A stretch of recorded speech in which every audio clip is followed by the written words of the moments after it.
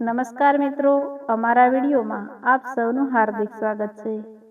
મિત્રો, આજે આપણે વાત કરવાના છીએ 10 વર્ષથી સંતાન નહોતું. ગોવામાં ભગવાને એવી ભેટ આપી કે લોકો રડી પડ્યા. શું ભેટ હતી? ચાલો જાણીએ. રાજકોટમાં મનોજ અને હેતલ રહેતા હતા. મનોજ એક નાનકડી નોકરી કરે અને હેતલ ઘરનું કામકાજ સંભાળે. બંનેનો સ્વભાવ એકદમ ભોળો અને માયાળો. પણ એમના નસીબમાં એક દુઃખ લખેલું હતું. બંનેને 10-10 વર્ષ વીતી ગયા હતા, છતાં એમના આંગણામાં કોઈ બાળકની કિલકારી નહોતી ગુંજી. જ્યારે પણ હેતલ કોઈ બીજાના બાળકને રમતું જોતી, ત્યારે એની આંખોમાં આંસુ આવી જતા. રાતે સાનીમાની ઓશિકામાં મોં રાખીને એ ખૂબ રડતી. મનોજ એને સમજાવતો કે હેતલ, ભગવાન જે કરે એ સારા માટે કરે છે. તું આમ રડીશ તો મને પણ દુઃખ થશે. જીવનની આ ઉદાસીને થોડીક ઓછી કરવા માટે બંનેએ પાય ભેગી કરી થોડા પૈસા બચાવ્યા હતા. મનોજે કહ્યું, ચાલ આપણે થોડા દિવસ ગોવા ફરવા જઈએ. ઘરની ચિંતાઓ ભૂલીને થોડી ખુશીઓ માણી લઈએ. હેતલે પણ હા પાડી. બંને ખૂબ જ ઉમંગથી ગોવા પહોંચ્યા. ગોવાનો દરિયા કિનારો ખૂબ જ સુંદર હતો. મોટા મોટા મોજા આવતા હતા. સાંજનો સમય હતો અને ધીમો ધીમો પવન ફૂંકાતો હતો. મનોજ અને હેતલ એકબીજાનો હાથ પકડીને દરિયાની ભીની રેતી પર ચાલતા હતા. બધું જ એકદમ શાંત લાગતું હતું. પણ અચાનક એ શાંતિને ચીરતો એક અવાજ આવ્યો. કોઈ નાના બાળકનો ડૂસકા ભરતો અવાજ. બંનેના પગ થંભી ગયા. એમણે આજુબાજુ જોયું. થોડે દૂર રેતીમાં એક 5-6 વર્ષનો નાનકડો છોકરો બેઠો હતો. એના કપડાં રેતીથી ખરડાયેલા હતા. એની આંખોમાંથી આંસુ વહેતા હતા. એ વારંવાર પોતાના આંસુ લૂછતો હતો અને માત્ર એક જ વાત રટતો હતો, મારી મમ્મીને શોધી આપો, મારે મારી મમ્મી પાસે જવું છે. આ દ્રશ્ય જોઈને હેતલનું માતૃતત્વ જાગી ગયું. જે સ્ત્રી 10 વર્ષથી બાળક માટે તડપતી હતી, એનાથી આ બાળકના આંસુ જોવાયા નહીં. એ દોડીને બાળકની પાસે ગઈ. એણે બાળકને પોતાના ખોળામાં લઈ લીધો. બાળકના માથા પર હાથ ફેરવતા હેતલ એકદમ મીઠા અવાજે બોલી, બેટા, શું થયું? તારી મમ્મી ક્યાં ગઈ? તારું નામ શું છે? બાળક એટલો ડરેલો હતો કે એ કશું બોલી ન શક્યો. બસ હેતલને ભેટી પડ્યો અને જોર જોરથી રડવા લાગ્યો. મને મારી મમ્મી પાસે લઈ જાઓ. એ મને અહીં ઊભો રાખીને ગઈ છે. મનોજ પણ ત્યાં આવી ગયો. એણે આજુબાજુના લોકોને પૂછ્યું, પણ કોઈને કશી ખબર નહોતી. રાત પડવા લાગી. દરિયા કિનારે અંધારું થવા લાગ્યું. મનોજ અને હેતલે નક્કી કર્યું કે જ્યાં સુધી આ બાળકના મા બાપ નહીં મળે ત્યાં સુધી તેઓ આરામ નહીં કરે. આખી રાત એ બંનેએ બાળકને તેડીને ગોવાના રસ્તાઓ, હોસ્પિટલો અને આજુબાજુની દુકાનોમાં પૂછપરછ કરી. બાળક રડી રડીને હેતલના ખભા પર જ સૂઈ ગયો. હેતલ એને એવી રીતે સાચવી રહી હતી જાણે એ પોતાનો જ દીકરો હોય. બીજા દિવસે સવારે બંને પોલીસ સ્ટેશન પહોંચ્યા. એમણે ઇન્સ્પેક્ટરને બધી વાત કરી. ઇન્સ્પેક્ટરે બાળકની સામે જોયું અને પછી એક ઊંડો નિસાસો નાખ્યો. ઇન્સ્પેક્ટરનો ચહેરો જોઈને જ મનોજને લાગ્યું કે કંઈક ખરાબ બન્યું છે. ઇન્સ્પેક્ટરે ધીમા અવાજે કહ્યું, ભાઈ, કાલે સાંજે દરિયામાં એક બોટ પલટી ખાઈ ગઈ હતી. એ બોટમાં એક પતિ પત્ની હતા. એ બંને ડૂબી ગયા છે અને એમની લાશ આજે સવારે જ મળી છે. આ બાળક એમનો જ દીકરો છે. આ શબ્દો સાંભળતા જ મનોજ અને હેતલના પગ નીચેથી જમીન સરકી ગઈ. હેતલના હાથમાંથી જાણે દુનિયા છૂટી ગઈ. એ જ વખતે બાળક જાગી ગયો. એણે પોતાની કાલી ઘેલી ભાષામાં હેતલનો સાડીનો પાલવ પકડીને પૂછ્યું, માસી, હવે સવાર થઈ ગઈ. મારી મમ્મી ક્યારે આવશે? મને બહુ ભૂખ લાગી છે. એ બાળકના મોઢેથી આ સાંભળીને હેતલથી હવે રહેવાયું નહીં. એને બાળકને પોતાની સાથે સરસો સાંપી દીધો અને ત્યાં જમીન પર બેસીને ધ્રુસકે રડી પડી. મનોજની આંખોમાંથી પણ આંસુ વહેવા લાગ્યા. જે બાળક પોતાની મમ્મીની રાહ જોતો હતો, એને ખબર જ નહોતી કે હવે એની મમ્મી ક્યારે પાછી આવવાની નથી. પોલીસે બાળકના સગાવાલાઓને ફોન કરીને ગોવા બોલાવ્યા. ત્યાં સુધી 2-3 દિવસ હેતલ અને મનોજે જ એ દીકરાને પોતાની પાસે રાખ્યો. હેતલ એને પોતાના હાથે જમાડતી, એના કપડાં બદલતી અને રાતે સાથી સરસો સાંપીને સુવડાવતી. દીકરો વારંવાર રડતા પૂછતો, માસી, મારી મમ્મી ક્યારે આવશે? મને એની બહુ યાદ આવે છે. ત્યારે હેતલ પોતાના આંસુ છુપાવીને કહેતી, બેટા, તારી મમ્મી ભગવાનના ઘરે ગઈ છે તારા માટે સરસ મજાના રમકડાં લેવા. એ જલ્દી આવી જશે.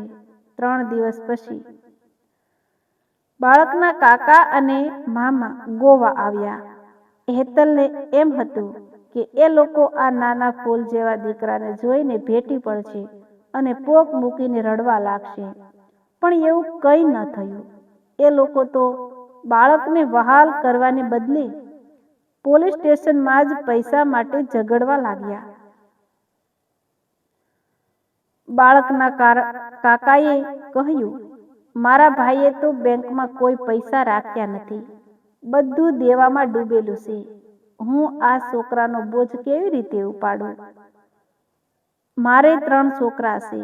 મારું જ માંડ પૂરું થાય છે. આ સાંભળીને મામાએ પણ મોઢું ફેરવી લીધું અને બોલ્યા, અમારી પરિસ્થિતિ પણ ક્યાં સારી છે. આને કોઈ અનાથ આશ્રમમાં મૂકી દો. ત્યાં 2 ટક ખાવાનું તો મળી જશે અને મોટો થઈ જશે. આ સાંભળીને હેતલ અને મનોજનું કાળજું ફાટી ગયું. જે દીકરાની માં હજુ 3 દિવસ પહેલા જ દુનિયા છોડી ગઈ હતી, એને આખી જિંદગી માટે અનાથ આશ્રમમાં ફેંકી દેવાની વાત થતી હતી. પેલો નાનકડો બાળક એક ખૂણામાં ડરીને ઊભો હતો.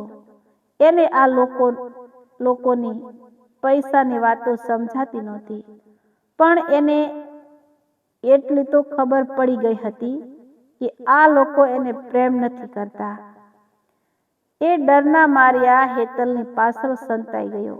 હેતલથી હવે રહેવાયું નહીં. એણે બાળકને ઉંચકીને બાથમાં ભીડી લીધો. એણે મનોજ સામે જોયું. મનોજની આંખોમાં પણ એ જ વાત હતી જે હેતલના દિલમાં હતી. મનોજ આગળ આવ્યો અને બોલ્યો, તમારે કોઈએ આ દીકરાનો બોજ ઉપાડવાની જરૂર નથી. આજથી આ દીકરો અમારો છે. ભગવાને અમને 10 વર્ષથી સંતાન નથી આપ્યું. એ કદાચ એટલા માટે જ કે આ દીકરાને અમારી જરૂર હતી. અમે આને અનાથ નહીં થવા દઈએ. પોલીસ અને સગાઓ બધા જોતા જ રહી ગયા.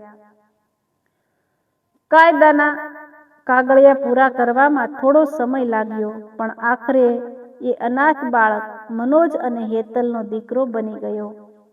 સાંજે જ્યારે તેઓ હોટલના રૂમમાં પાછા આવ્યા, ત્યારે હેતલ બાળકના દરિયાની રેતીવાળા કપડાં ધોવા માટે કાઢી રહી હતી. એવામાં બાળકના શર્ટના ખીચામાંથી એક નાનકડી ચીઠી નીચે પડી. હેતલે ધીમેથી ચીઠી ખોલી. એમાં બાળકના પપ્પાએ અકસ્માત પહેલા કદાચ થોડા શબ્દો લખ્યા હતા.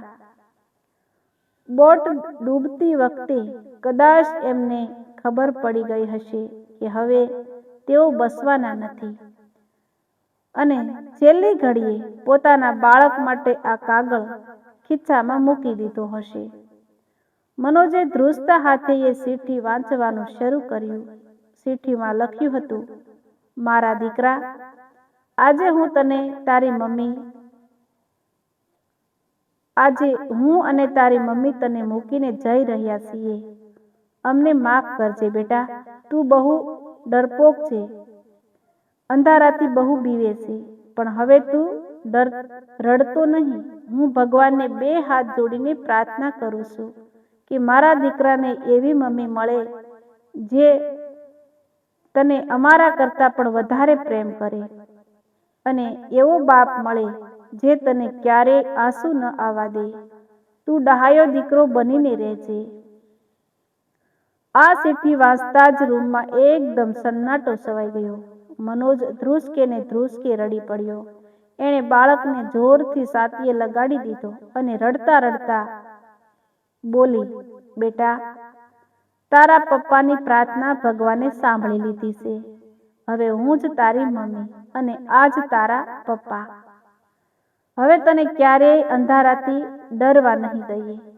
બાળક પોતાના નાના હાથથી હેતલના આંસુ લૂછવા લાગ્યો અને પહેલી વાર એના મોઢામાંથી શબ્દ નીકળ્યો, મમ્મી, તું રડ નહીં. એ એક શબ્દ સાંભળીને હેતલની 10 વર્ષની પીડા જાણે આંસુ વાટે વહી ગઈ. એ રાતે એક અનાથ બાળકને એના નવા મા બાપ મળી ગયા હતા અને એક ખાલી ખોળાને દુનિયાની સૌથી મોટી ખુશી. સમય પાણીની જેમ વીતી ગયો.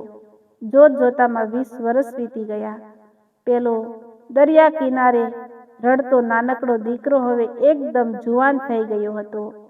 મનોજ અને હેતલે એનું નામ આનંદ રાખ્યું હતું, કારણ કે એમના સૂના આંગણામાં એ ચાચે જ આનંદ લઈને આવ્યો હતો. આ 20 વર્ષમાં મનોજ અને હેતલે આનંદને ઉછેરવામાં કોઈ કસાશ નહોતી રાખી. મનોજ ફેક્ટરીમાં ડબલ પાળીમાં કામ કરતો અને હેતલ ઘરે લોકોના કપડાં સીવીને થોડા વધારે પૈસા કમાતી, જેથી દીકરાને સારામાં સારું ભણતર આપી શકે. બંનેએ ક્યારેય નવા કપડાં નહોતા લીધા, પણ દીકરાની કોઈ જીદ અધૂરી નહોતી રાખી. આનંદ પણ બહુ સમજુ અને ડાહ્યો હતો. એણે પોતાના મા બાપનો પરસેવો જોયો હતો. એણે રાત દિવસ એક કરીને ભણવામાં એટલી મહેનત કરી કે આજે એ રાજકોટનો સૌથી મોટો ડોક્ટર બની ગયો હતો. આજે રાજકોટના એક મોટા હોલમાં ડોક્ટર આનંદનું સન્માન થવાનું હતું. આખા શહેરના મોટા મોટા લોકો ત્યાં ભેગા થયા હતા. મનોજ અને હેતલના વાળ હવે સફેદ થઈ ગયા હતા. બંનેના ચહેરા પર ઉંમરની કરસલીઓ દેખાતી હતી. તેઓ હોલમાં એક ખૂણામાં બેઠા હતા. પોતાના દીકરાને આટલો મોટો માણસ બનેલો જોઈને બંનેની છાતી ગજગજ ફૂલતી હતી અને આંખોમાંથી ખુશીના આંસુ વહેતા હતા. જ્યારે કાર્યક્રમ શરૂ થયો અને આનંદને માઇક પર કંઈક બોલવા માટે સ્ટેજ પર બોલાવવામાં આવ્યો, ત્યારે એણે કંઈક એવું કર્યું કે આખું રાજકોટ રડી પડ્યું. આનંદ સ્ટેજ પર ગયો અને એણે સૌથી પહેલા પોતાના ખિસ્સામાંથી એક ચિઠ્ઠી બહાર કાઢી. આ એ જ ચિઠ્ઠી હતી જે 20 વર્ષ પહેલા એના પપ્પાએ મરતા પહેલા એના ખિસ્સામાં મૂકી હતી. હેતલે એ ચિઠ્ઠી ફ્રેમ કરાવીને સાચવી રાખી હતી. માઇક પાસે ઊભા રહીને આનંદે કહ્યું, આજે આખું શહેર મારું સન્માન કરી રહ્યું છે. લોકો મને ભગવાનનો દરજ્જો આપે છે, પણ આજે હું જે કંઈ પણ છું એ આ ચિઠ્ઠી અને મારા 2 સાચા ભગવાનને કારણે છું. આનંદે સ્ટેજ પરથી નીચે ઉતરીને છેલ્લી લાઈનમાં બેઠેલા પોતાના મા બાપ મનોજ અને હેતલનો હાથ પકડ્યો. એ બંનેને આદર સાથે સ્ટેજ પર લઈ ગયો. આખા શહેરની વચ્ચે એ પોતાના મા બાપના પગમાં પડી ગયો.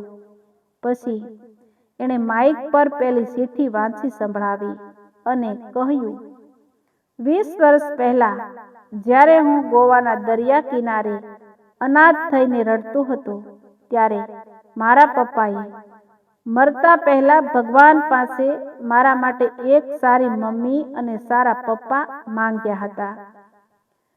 ભગવાનને એમની એ છેલ્લી પ્રાર્થના સાંભળી લીધી હતી. આ રહ્યા મારા એ મમ્મી પપ્પા, જેમણે મને ક્યારેય એક ક્ષણ માટે પણ એવું લાગવા નથી દીધું કે હું પારકો છું. એમણે પોતાનું પેટ કાપીને મને ભણાવ્યો છે. દુનિયા કહે છે કે મેં ડોક્ટર બનીને મોટું કામ કર્યું છે, પણ સાસુ કામ તો આ બંનેએ કર્યું છે, જેણે એક અનાથના આંસુ લૂસીને એને પોતાનો જીવ આપી દીધો. આટલું બોલતા બોલતા આનંદ ધ્રુસકે ને ધ્રુસકે રડી પડ્યો. એણે મનોજ અને હેતલને જોરથી બાથ ભરી લીધી. આ દ્રશ્ય જોઈને હોલમાં બેઠેલા લોકોની આંખોમાંથી આંસુ વહેવા લાગ્યા.